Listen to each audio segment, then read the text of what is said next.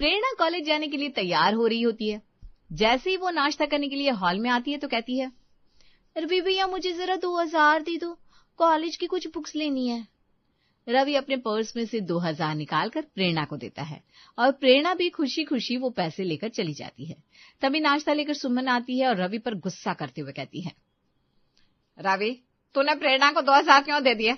यही बोलकर उसने तरुण और अमन से भी 2-2000 रुपए ले लिया है। और सच बात यह है कि उसे अपने दोस्तों के साथ कैंटीन में पार्टी करनी है, कोई बुक्स नहीं लेनी। जानता हूं माँ उसे कोई बुक नहीं लेनी, आखिर वो मेरी ही तो बहन है। इतना तो मैं भी उसके बारे में अच्छे से जानता हूँ, लेकिन कोई बात नहीं, हम 3 भाइयों की एक ही बहन है, उसके लिए हम इतना तो कर ही सकते हैं। वो अगर 1 रुपया मांगती है तो तुम उसे 10 रुपया देते हो, वो 1 सूट मांगती है तो तुम उसे 10 सूट देते हो, हर चीज बढ़ा चढ़ा कर देते हो तुम उसे। तभी सुमन की बहू संध्या आती है और कहती है, कोई बात नहीं माँ जी, कुछ समय के बाद जब प्रेरणा दीदी की शादी हो जाएगी तो वो पराई हो जाएगी, तब कहाँ हम उन्हें उतना कुछ दे पाएंगे। लेकिन संध्या की कही हुई ये बात शायद जल्द ही गलत होने वाली थी। कुछ समय के बाद प्रेरणा की शादी हो जाती है और वो कृष के साथ विदा होकर अपने ससुराल चली जाती है। प्रेरणा की नई नई शादी हुई थी और उसके मायके वाले बहुत ज्यादा अमीर थे, इसलिए वो बहुत सारा दहेज भी लेकर आई हुई थी। उसकी सास मेघा उसका स्वागत करते हुए कहती है, बहू तुझे इतना सब कुछ लेकर आने की क्या जरूरत थी? हमारे घर में तो सब कुछ था। मैंने तो तेरे मायके वालों को बोला था कि हमें दहेज का कोई लालच भी नहीं, फिर भी उन्होंने इतना सब कुछ भिजवा दिया। माँ जी अब कैसी बात कर रही हैं? ये सब कुछ दहेज थोड़ी ना है, ये सब तो गिफ्ट है जो कि उन्होंने भिजवाया है। हाँ, ये सब तो उन्होंने अपनी बेटी को प्यार से दिया है, आप लोगों ने मांगा थोड़ी ना है। सच में मेरी बहू कितनी समझदार है और कितना अच्छा अच्छा सामान उसके मायके वालों ने भिजवाया है। मैं बहुत ज्यादा खुश हूँ कि मुझे इतने अच्छे समधी मिले हैं। वहीं प्रेरणा अपने मन में कहती है, मैंने तो अपने माँ बाप को बोला था कि मुझे अच्छा खासा दहेज देना, क्योंकि मैं जानती हूँ ससुराल में अगर अपनी इज्जत बनानी है तो दहेज लेकर जाना पड़ता है। और देखो मेरे घर वालों ने मुझे कितना कुछ दिया है, अब मैं बहुत खुशी से अपने ससुराल में राज करूंगी। अब प्रेरणा अपने सास ससुर जीठ जेठानी और अपने पति के साथ में खुश खुश रहती थी। ऐसे ही कुछ दिन गुजरते हैं और एक दिन कृष जाकर प्रेरणा से कहता है, प्रेरणा मेरा ट्रांसफर मुंबई हो गया है और मुंबई में ही तुम्हारा मायका है, अब हम सब लोगों को मुंबई जाकर रहना होगा। प्रेरणा ये बात सुनती है तो उसके पैरों तले जमीन खिसक जाती है। वो अपने मन में कहती है, हे भगवान, मुझे मेरे ससुराल में अच्छी इज्जत मिले इसीलिए तो मैं इतना सारा दहेज लेकर आई थी। अब मैं अगर अपने पति के साथ मुंबई शिफ्ट हो जाऊंगी तो फिर वो इज्जत मुझे कैसे मिलेंगी जो इतने सारे सामान को लेकर आई हूँ तब मिली है। प्रेरणा बहुत ज्यादा हैरान होती है और वही उसे इतना ज्यादा परेशान देखकर उसकी सास मेघा कहती है, क्या बात हो गई बहू, इतनी ज्यादा हैरान परेशान क्यों नजर आ रही है? तुझे तो खुश होना चाहिए कि तू अपने मायके वालों के पास जाकर रहने वाली है। माँ जी खुश तो मैं हूँ, बस एकदम से आप लोगों का साथ छोड़ना पड़ेगा, इसलिए ये सब सोचकर परेशान हो रही हूँ। अरे प्रेरणा, तुम्हें परेशान होने की जरूरत नहीं है, आखिर ये घर भी तो तुम्हारा ही है।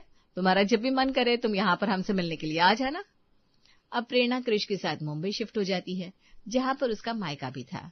अब ऐसे ही जब भी प्रेरणा अपने मायके जाया करती, उसके मायके वाले उसे बहुत सारा पैसा और तरह तरह का सामान विदाई के समय दिया करते। प्रेरणा बहुत ज्यादा खुश थी। कुछ समय के बाद उसके घर एक बेटे का जन्म होता है जिसका नाम था चिंटू। वो अपनी माँ को कॉल करती है और कहती है, माँ आप तो जानती हैं मेरी जेठानी की 2 लड़कियां हैं और मेरा पहला ही बच्चा लड़का हुआ है और मेरे ससुराल वाले यही मुंबई में एक बहुत बड़ा फंक्शन कर रहे हैं, इसलिए मैं चाहती हूँ आप बहुत सारी और तरह तरह की चीजें लेकर आए। हाँ हाँ बेटा, आखिर तू भी तो हमारे घर में 3 भाइयों में एक बहन है, हम तेरे किसी भी फंक्शन में कोई कमी कैसे छोड़ सकते हैं। मैंने संध्या को अभी से बोल दिया है कि सारी तैयारी शुरू कर दे। माँ वैसे तो आप जानते हो मैं यहाँ मुंबई में सिर्फ अपने पति और अपने बच्चों के साथ रह रही हूँ, लेकिन मेरे सास ससुर और जेठ जेठानी भी तो फंक्शन में आएंगे ना, इसलिए मैं नहीं चाहती कोई भी कमी हो, तो आप सब चीजों का अच्छे से ख्याल रखना। अरे तू बिल्कुल भी फिक्र मत कर प्रेरणा, मैं सब चीजों का अच्छे से ध्यान रखूंगी और कोई परेशानी नहीं होगी। अब ऐसा ही होता है। प्रेरणा के घर चिंटू के जन्म का फंक्शन था और प्रेरणा के घर वाले उसके लिए तरह तरह के तोहफे लेकर आते हैं, जैसे कि सोने का हार, चांदी की पायल और भी बहुत कुछ। और सिर्फ इतना ही नहीं, वे उसके सास, ससुर और घर के बाकी लोगों के लिए भी तरह तरह के कपड़े लेकर आते हैं। ये सब कुछ देखकर प्रेरणा की खूब तारीफ होती है। सच में प्रेरणा, तुम्हारे घर वाले तो बहुत अच्छे हैं। तुम्हारा कितना ध्यान रखते हैं और तुम्हारे लिए हर फंक्शन पर तरह तरह के तोहफे भिजवाते हैं। इतने अच्छे तोहफे तो कभी बड़ी बहू के घर वालों ने भी नहीं भिजवाए, जितने अच्छे तोहफे तुम्हारे घर से आते हैं। मैं तो बहुत ज्यादा खुश हूँ बेटा। प्रेरणा भी अपनी तारीफ सुनकर बहुत ज्यादा खुश हो जाती है। अब ऐसे ही कुछ साल बीत जाते हैं। अब प्रेरणा के घर एक और नन्ही बच्ची का जन्म होता है, जिसका नाम वो आयुषी रखते हैं। उसके जन्म पर भी प्रेरणा भर भर कर तोहफे मांगती है और उसके घर वाले उसकी इस इच्छा को भी पूरी कर देते हैं। लेकिन अब ये सब सुमन की बहू को अजीब लगने लगा था। एक दिन वो कहती है, माँ जी, आपको ऐसा नहीं लगता प्रेरणा कुछ ज्यादा ही तोहफे मांगती है? अब तो हमने हमारे सारे दस्तूर पूरे कर दिए हैं। दोनों बच्चों के फंक्शन में अच्छे तोहफे भिजवा दिए, प्रेरणा की शादी भी धूमधाम से की। अब तो उसे सोचना चाहिए ना। अरे तो क्या हो गया बहू, वैसे भी वो इस घर की इकलौती बेटी है। उसके लिए इतना नहीं करेंगे तो किसके लिए करेंगे? शायद तो कुछ ज्यादा ही सोच रही है। ननद भाभी के बीच इतनी खटास तो आ ही जाती है। कोई बात नहीं, तो ज्यादा मत सोच। ठीक है माँ जी, लेकिन जो बात मैंने बोली है उस पर एक बार गौर जरूर करना, बाकी आपकी मर्जी। अब ऐसे ही समय गुजरता है। प्रेरणा अपने पति और 2 बच्चों के साथ रहा करती, लेकिन प्रेरणा की फरमाइशें खत्म ही नहीं हो रही थी। ये सब कुछ अब सुमन को भी अजीब लगने लगता है। एक दिन सुमन खुद ही अपनी बहू से कहती है, संध्या बहू तो ठीक कह रही थी। अभी अभी प्रेरणा का कॉल आया था, मुझसे कह रही थी उसे बच्चों के बैठने के लिए चेयर चाहिए, क्योंकि जो दहेज का सामान हमने भिजवाया था वो तो उसके ससुराल में रखा है। माँ जी, इसमें सोचने वाली क्या बात है? वो किसी भी पिक एंड ड्रॉप सर्विस को बुक करके सारा सामान नई जगह पर मंगवा भी तो सकती है। अरे वही तो मैंने भी उसे बोला, इतनी जानकारी तो मुझे भी है। लेकिन फिर वो बोलने लगी कि जब वो अपने दादा दादी से बच्चों को मिलवाने के लिए जाएंगे तब उन्हें वहां पर भी तो वो सामान चाहिए होगा, इसलिए वो नया सामान मांग रही है। ये तो पूरी तरह से गलत है। अब आप बताइए क्या करेंगे? अरे बहू, तू समझदार है, कुछ ऐसा तरीका बता जिससे मेरी बेटी से मेरा रिश्ता भी खराब ना हो और वो मेरे मन की बात भी समझ जाए। मैं बस इतना चाहती हूँ। अब संध्या अपना दिमाग लगाती है और उसके बाद स्पीकर पर प्रेरणा को कॉल किया जाता है और संध्या कहती है, दीदी, आपने चेयर मंगवाई थी बच्चों के बैठने के लिए? हाँ भाभी, वो चिंटू और आयुषी बड़े हो गए ना, तो उनको चेयर पर बैठकर होमवर्क करना अच्छा लगता है। तभी तो बच्चे पढ़ाई पर ध्यान दे पाएंगे। अगर भैया का हाथ तंग है तो कोई बात नहीं, आप ये सारा सामान 10-15 दिन के बाद भिजवा देना। दीदी, आपने मांगा और हम ना दे, ऐसा तो हो नहीं सकता। मैंने ये बताने के लिए कॉल किया है कि हम आपको चेयर नहीं सोफा भिजवा रहे हैं, उसे आराम से अपने घर में रखना। प्रेरणा ये बात सुनकर खुश हो जाती है और अपने मोहल्ले में सब लोगों को बता देती है उसके मायके से सोफा आने वाला है। लेकिन थोड़ी देर में एक भंगार का सोफा डिलीवर होता है, जो कि बहुत बुरी हालत में था, टूटा सा फुट्टा सा। सोफे को देखते ही चिंटू अपना नाक बंद करके कहता है, मम्मी, सोफे में जो गंदी बदबू आ रही है, जैसे इस पर किसी ने शुशु किया हो। अरे प्रेरणा बहन, हम तो सोफा देखने के लिए आए थे, क्योंकि तुम्हें सब लोगों को बताया था कि तुम्हारे मायके से सोफा आया है, लेकिन ये सोफा देखने लायक भी नहीं लग रहा। कोई बात नहीं। पड़ोसन भी ताना मार के चली गई। प्रेरणा को बुरा लगता है।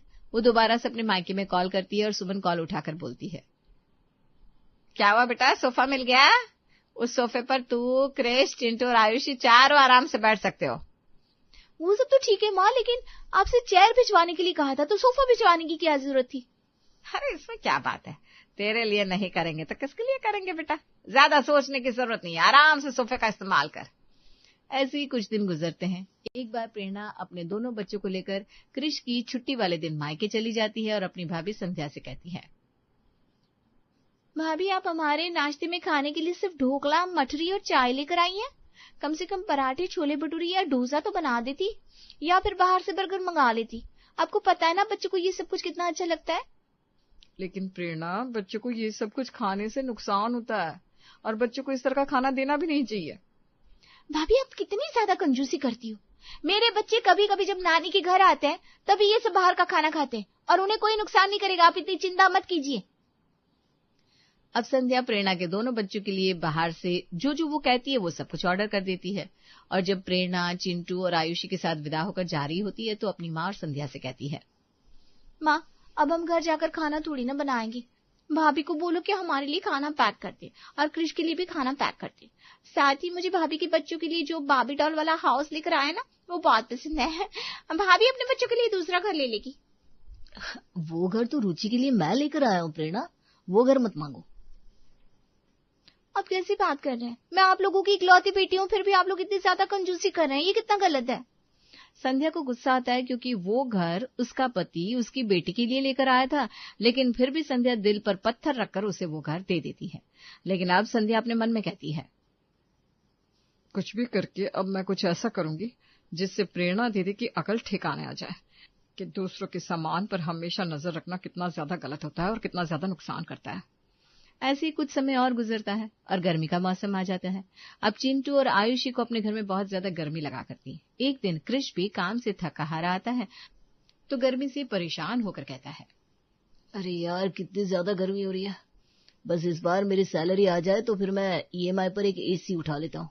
बच्चों को एसी की जरूरत है। ईएमआई की क्या जरूरत है? हम एक काम करते हैं अपनी मम्मी को कॉल कर देती हूँ, वो एसी ऐसे ही भिजवा देंगी। तुम्हें अपनी मम्मी से एसी मांगने की क्या जरूरत है? वैसे भी वे क्या सोचेंगे कि उनका दामाद इतना काबिल नहीं है कि खुद एक एसी भी अफोर्ड कर सके। ये बात सुनकर प्रेरणा मन में सोचती है, मेरी इज्जत तभी होगी ना जब मेरे मायके वाले महंगी महंगी चीज भिजवाएंगे, तभी तो लोग मेरी तारीफ करेंगे।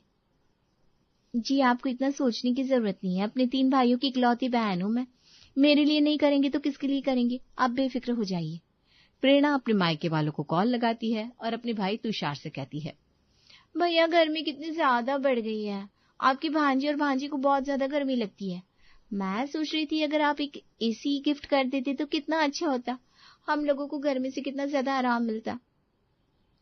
तू तो जानती है प्रेरणा कि एसी कितना महंगा आता है। इतना महंगा एसी अभी मैं कैसे दे पाऊंगा? कुछ समय पहले ही तो मैंने आयुषी के फंक्शन में पैसे दिए थे।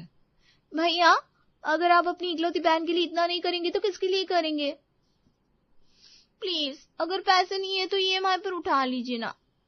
ठीक है प्रेरणा, मैं कुछ सोचता हूँ, मुझे बस थोड़ा सा समय दे दे। अब तुषार ये सारी बात अपनी माँ और अपनी पत्नी को बताता है और संध्या कहती है, कोई बात नहीं जी, मेरी ननद को एक एसी ही तो चाहिए ना, हम हमारे ड्राइंग रूम का एसी उनके लिए भिजवा देते हैं, बस इतनी सी बात है। अरे लेकिन वो एसी तो। संध्या क्या काम की बात बताई है तुमने, इज्जत भी रह जाएगी और एसी भी चला जाएगा, और हम हमारे लिए कुछ समय के बाद जब पैसे आएंगे तब नया एसी खरीद लेंगे। अब ऐसा ही होता है। तुषार अपने ड्राइंग रूम में लगा हुआ एसी प्रेरणा के लिए भिजवा देता है। प्रेरणा के घर में वो एसी लग जाता है। प्रेरणा एसी की फिटिंग होने के तुरंत बाद एसी का रिमोट लेकर उसी बदबूदार सोफे पर बैठ जाती है और बड़ी शान से एसी को चालू करते हुए कहती है, सोफा बदबूदार है तो क्या हो गया, एसी तो हवादार है ना। अब आएगा मजा जब इस एसी की ठंडी ठंडी हवा में सुकून भरी नींद आएगी, और किसी इंसान को क्या चाहिए। अब ऐसा ही होता है। प्रेरणा पूरे परिवार के साथ बैठकर जैसे ही उस एसी का रिमोट दबाकर एसी को ऑन करती है तो जोर से धमाका होता है और पूरे घर की बिजली चली जाती है। हे राम, ये क्या हो गया? मैं अभी बिजली वाले को कॉल करता हूँ। लेकिन रात के 10 बज रहे थे, कोई बिजली वाला जवाब नहीं देता और पूरी रात उन लोगों को बिना बिजली के गर्मी में गुजारनी पड़ती है। सुबह बिजली वाला आता है और एसी को चेक करने के बाद कहता है, यह देखिए, इस एसी को ठीक करने के 20,000 लगेंगे और 3 महीने की वारंटी दूंगा मैं। और रही ये बिजली की बात, तो ये एसी हाई वोल्टेज का है, जिस वजह से पूरे घर की बिजली चली गई है और सारे तार फूक गए। पूरे घर की वायरिंग दोबारा करनी पड़ेगी, जिसमें कम से कम 15-20 हजार का खर्चा आएगा। प्रेरणा ये बात सुनती है तो उसका दिल बैठ जाता है और क्रिश कहता है, तुमने मेरी एक भी बार बात नहीं सुनी। मैंने तुमसे बोला था, इतने में तो हम ईएमआई पर खुद ही एसी उठा लेते।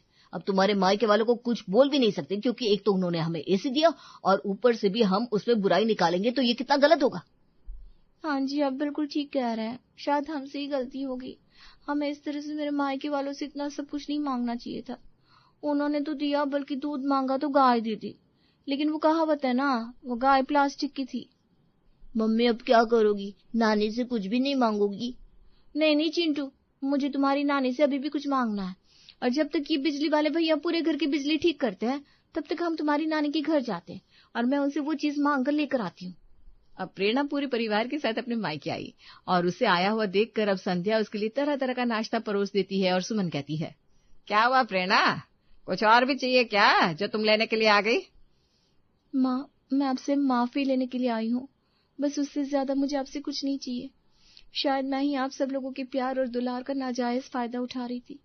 आप लोगों से मैं कभी भी कुछ भी चीज मांगती, आप हमेशा उसकी 2 गुनी 3 गुनी मुझे देते। शायद यही वजह है कि मैं इतनी ज्यादा बिगड़ गई थी कि मैंने आप लोगों की परवाह करना ही छोड़ दिया था। तो तुझे एहसास हो गया कि तू जो भी हमारे साथ कर रही थी वो कितना ज्यादा गलत था? हाँ माँ, मैंने आप लोगों से कुर्सी मांगी, आप लोगों ने मुझे सोफा दिया। मैं जानती हूँ आप लोगों ने मुझे जानबूझकर टूटा हुआ बदबूदार सोफा दिया ताकि मेरी इच्छा भी पूरी हो जाए और मुझे मुफ्त की चीज का एहसास भी हो।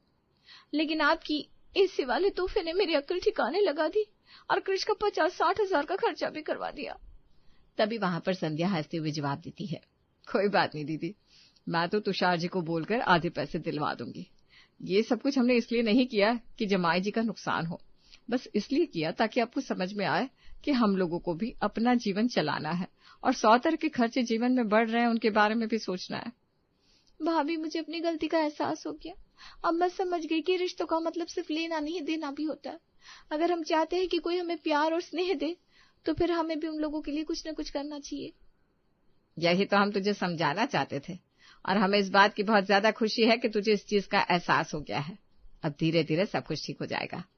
अब ऐसा ही होता है, प्रेरणा अपने मायके वालों से कोई भी महंगा और फालतू का तोहफा नहीं लिया करती और उसके मायके वाले भी अब उसे सीमित उपहार दिया करते ताकि प्रेरणा का अपने मायके के प्रति कभी भी लालच ना बढ़े।